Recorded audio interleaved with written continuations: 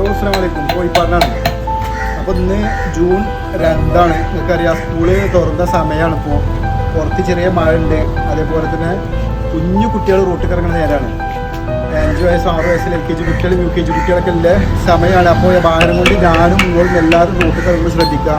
കുട്ടികളാണ് ഓല് ചിലപ്പോൾ റോട്ടിലേക്ക് നിൽക്കുകയാണെങ്കിൽ കാണുള്ളൂ. നമ്മൾ കരുതും ചിലപ്പോൾ നമ്മൾ റോഡ് കുറിച്ച് കിടക്കൂലെന്ന് ചിലപ്പോൾ നമ്മൾ കരുതും. പക്ഷേ ശ്രദ്ധിക്കുക, വണ്ടി തട്ടി കഴിഞ്ഞിട്ട് പിന്നെ നമ്മൾ അതിന് അഭിപ്രായം പറഞ്ഞിട്ടോ അതിൽ കരിച്ചിട്ടോ കാര്യം ഉണ്ടാവില്ല. ഞാൻ വണ്ടി കിട്ടുമ്പോൾ ഞാൻ ശ്രദ്ധിക്കുക. കുട്ടികൾ റോട്ടിലേക്ക് ചാടാൻ സാധ്യത 199% സാധ്യത കൂടുതലാണ്.